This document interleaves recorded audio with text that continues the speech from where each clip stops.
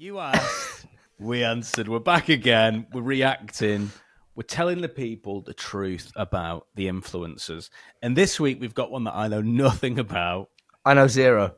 Oh, amazing. We're starting. So it's not like a Gary Vee, Grant Cardone, Andy Elliott. We kind of know a bit about them. This is one that we really know nothing about. What's this guy called? Luke Belmar. I think he falls into... I can't say I know nothing about him because that would be a lie. Like, I've definitely heard his name, and when you think of sales gurus, he comes up. I think his big thing is like talking about how humble and how driven he is. Maybe I don't know. We're gonna get into it today. What his thing is, I'm driven. I think his thing is like, I don't need any money.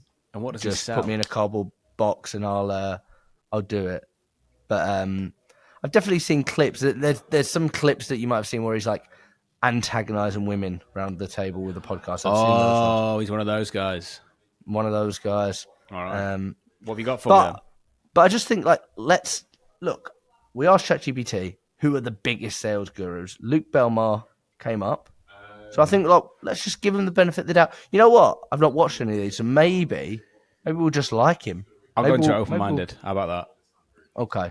Thanks for once in your life. Anyway, let me share my screen. And this first one is called, let's get it up, You should read books that give you an advantage. So reading for advantage, not for pleasure, right. Because I know so many people read for pleasure. Let's have a little look. No offense, right? If everybody's out here reading Rich Dad, Poor Dad by Robert Kiyosaki, what advantage do you have? Yeah. If everybody's reading How to Win Friends and Influence People by Dale Carnegie, which is a great book, but what advantage do you have? Yeah. So you need to be able to acquire information and knowledge that will be able to set you apart. And that means that you have to explore for that information like a library. No offense, right? Not another one of these guys, but it doesn't make any sense again.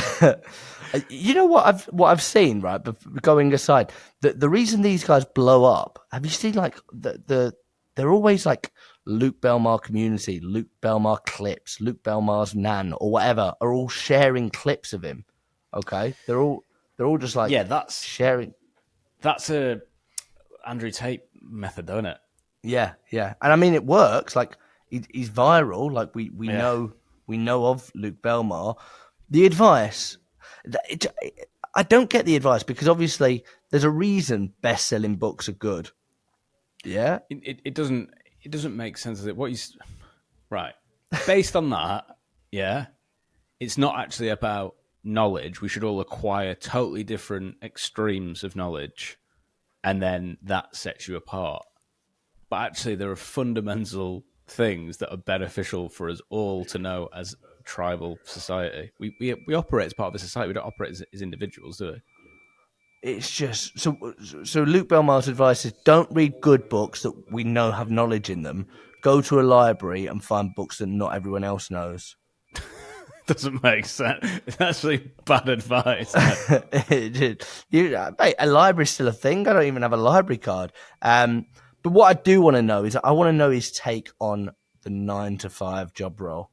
Because, like Dolly Parton said, what a way to make a living. Luke Belmar, community, 9-to-5. 9-to-5, which is pretty fair if you want to work a 9-to-5 in your entrepreneurial job because you want to balance it out with other areas of your life. Let's say you work 40 hours a week and you work 50 weeks out of the year, right? If you break down how much you'd be making per hour, that is $500. $500 per hour if you were to work a 40-hour work week for 50 weeks in a year. So the question is, at $500 an hour, should you be washing dishes? If your time's worth $500 an hour, should you be answering bullshit emails or booking your own flight? Now, let's say you work a 9. But the thing is, these aren't even podcast clips that are taken out of context.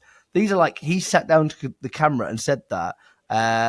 I don't understand where the $500 come from. At no point did he say the monthly salary, but I watched the video about 4 times to see if I've missed anything. Right, okay. So the guy's done a really bad job of clipping it up. And I think the message that he's trying to say is, and I think it comes down to, I've heard Naval say this, and I get the idea of it. The premise is, if you are, I think Naval said it once, that like if your hourly salary is like £100 an hour, and you've got to return a shirt that's £30, well, why would you do that? So it's taking that. I get what he's doing.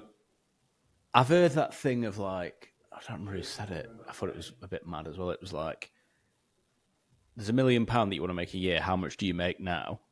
And they write on a board and they take it away, and like, what you're left with, that's how much it's costing you to not be a millionaire. It's just a stretch, isn't it? It's just such a mad stretch to think like people go like, fucking hell, oh my god, I didn't ever think of it like that before. I should be thinking I'm worth £500 an hour. You can say what I'm really, really learning, and what I'm trying to instill in my own life is if you say anything with confidence, people will believe you and say, "Yeah, that's good. That's really strong." That's and obviously, like, look, Luke Belmar's obviously done well. He's obviously made his money, but I see a lot of these guys that do like, is it like click funnels, and they make money through they create a funnel and then they sell that funnel to courses and stuff like that. Like Warren Buffett wasn't out there selling a course, was he? Like he was writing a book and like just doing the bit. And he was doing there's always a bit. I actually saw a good post from Eddie, who runs Ministry of Work in Manchester before, basically saying like, here's what I did, here's the exit I got, and how weird didn't hear anything about all the other bullshit you hear from everyone else about the grind and the hustle and da-da-da-da, because I was just focused on just doing the bit. No, I know, and we have periods, if we're honest, like periods where we'll work Saturday, Sunday, and like there'll be points where you're thinking about the business non-stop, but then also a lot of periods where, well, actually the phone goes off on a Saturday and a Sunday, and you're spending time with family because maybe we've got it wrong, and you know what I mean. Some of these guys, like, you've got to be hustling 20-hour days. I don't think you do. What does I think it mean, you're though? actually. They never say what it means. What is hustling 20 hours a day? Fucking bullshit. What is it? Bro, funnels aren't going to set themselves up, are they? Anyway, let's listen to why billionaires love breakfast. All right, amazing.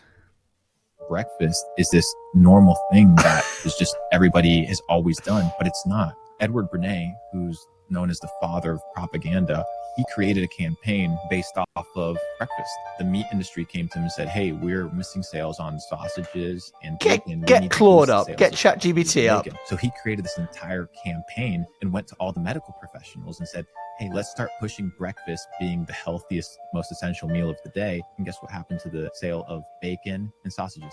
Skyrocketed. People think that breakfast is this. I've heard this myth so many times. Is that true? Would you like to know if it's true? Yeah, please. It's not true at all. Right, go on. Where's breakfast coming? Because breakfast means to break a fast. Edward Bernays did not invent breakfast, right?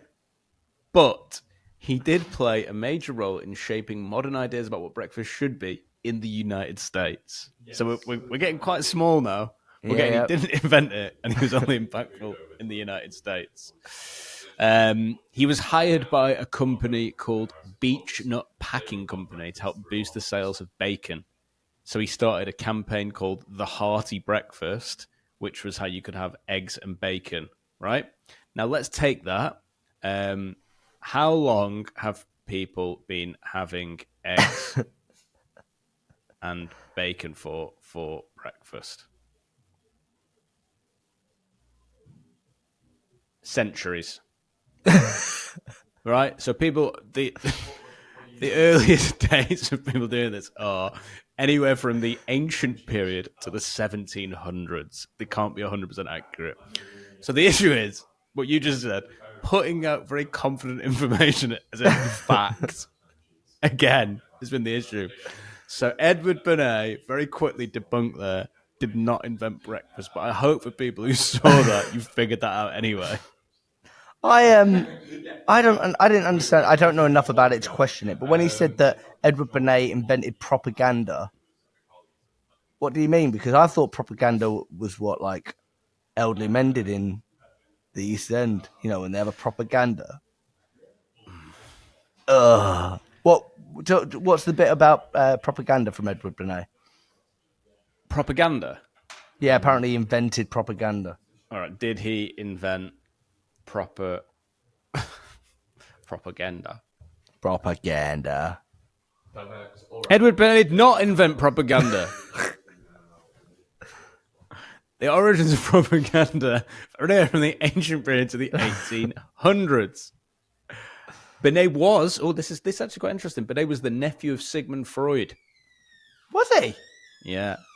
So he did apply some of the psychological principles in his work. That's as much as we've got about propaganda. But where you might be getting this from is in 1928, he did publish a book called Propaganda, arguing that manipulation of public opinion was necessary for democracy, which sounds like a little guy that came a few years after him that was quite controversial, Luke Belmar, who also did something similar.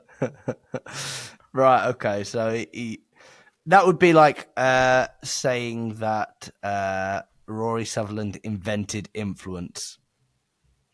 Yes, exactly. Something like that. Or why not? Yeah, we'll stick with that. Yeah, why not? So obviously, Zach, working in business, you know that the way that you generate most of your leads is from networking. You're a relationship builder through and through as a person. And you, for anybody that's just tuned in, that is not what Zach Thompson is. But networking is a huge part of business, and connecting with the right people can be hard. In this next video, Luke Belmar gives us a video, gives us an explanation on how it's actually easy to network and what you should be doing. I'm excited. I'm enjoying this guy. Luke Belmar connects future millionaires. Oh, this is good. Luke Belmar HQ, let's go. We haven't met. Nice to meet you. Meet you. Lovely. What do you guys do? Full-time trading. Full-time trading? Yeah. What markets? Forex and commodities. Lovely. Where's my commodity? All right, there you go. Connect. All right. Doesn't matter. Connect. Doesn't matter. Connect. All right. Just interact with each other, boys. Come on. We haven't met. What the fuck was that? I don't understand.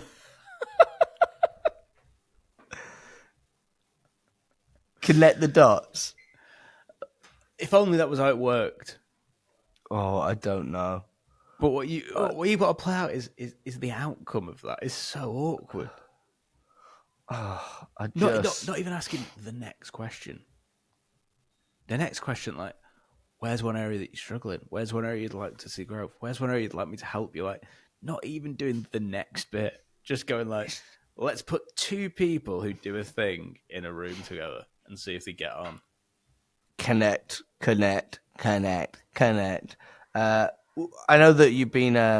You messaged me earlier and you said, why did Luke Belmar sell his £4 million house? And I said, I actually don't know, but if you wait for this episode, we might be able to find out. That before, didn't I? And we're ready to find out.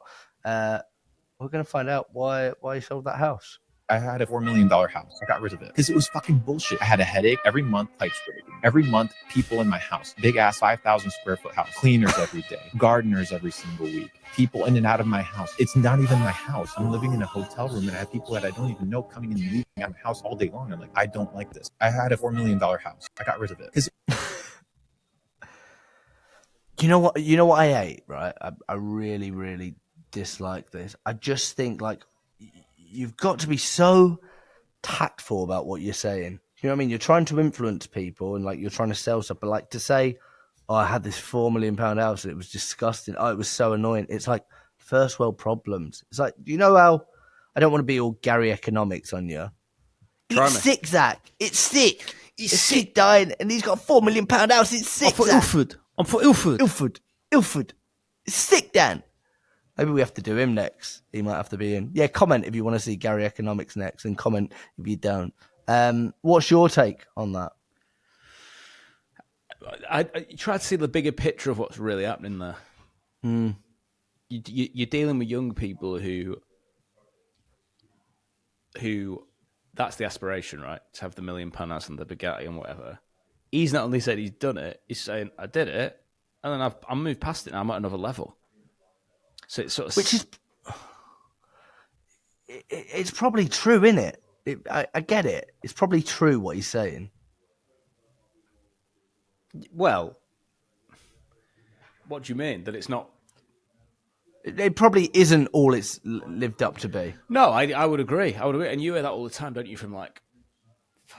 I heard it from Robbie Williams once, actually. he was talking about on Theo Von's podcast, like, oh, there's just people in the household that don't even always know who they are. So what? Yeah. I don't give a But shit. I think to moan about it, to use that as currency to entice people, it's just like, do you buy it as well?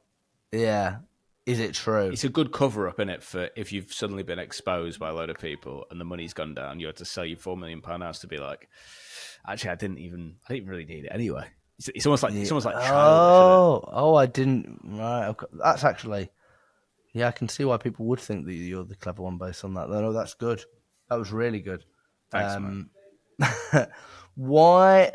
So this is following on nicely from Grant Cardone. Let's have a look. Why you shouldn't Sorry. own a private jet? Is this true? Do you own either? No chance. Why would I own two headaches? So Let's go back. They say after 20 million, not that much changes in life unless you want to buy private jet or yacht. Is this true? Do you own either? No chance. Why would I own two headaches? I will pay somebody to lend me their headache for a few hours. Brother, money. Just give me a ton of money. I don't need assets. I need to move fast. I need to know the guy that owns 50 jets, that owns 50 things that'll let me use them at cost because I hooked them up with whatever. And I'm his daughter's whatever at their wedding. And I build good relationships and good connections. The entire world is built off of connections and relations. All these politicians, they're riding around on the people's money, brother. So you don't have to own a jet to ride in one. Okay, right. Hold that thought, because do you remember last time? What I did to found you? a contradiction. Do you remember what I did to you? I might do it again to you. What? It's This one's another one. called- The same thing. This one's called, the title of this is called Luke Belmar's The Journey to Private Jets. Dude, in 10 years, I don't want to be traveling first class. In 10 years, I want to be traveling private jet. Your own jet. In 10 years, I don't want to be in a scenario where I'm networking with guys that are making $500,000 a year. I'm networking with guys that make $50 million a year. I'm not going to shit on what I used to do. It's part of the journey, True, brother. yeah. So it's like, you're the man you were. dude, I was happy. I've been happy the entire journey. Damn. Yeah, But how was the 100%. feeling of you making your first like that big money? How'd you make it, and how was the life change? So the first, dude, Right. It's just... So what's true then? What is true? I mean, Two you was tell it two me. jets or two helicopters, Grant? I don't know. 2 helicopters. Amazing. I mean, it's a bit politician for me, some of it. You know, like the answer isn't enough. And this is what you should watch young people who are being influenced by this. Look for people who can answer simple questions with simple answers. You don't want people who get asked, would you ever have a private jet? And they end up talking about how relationships make the world go round. Like, that wasn't the question. Yeah, The question it's very was- politician. Would you own a private jet? No. Why? It's probably a lot of money. I'm probably not there yet.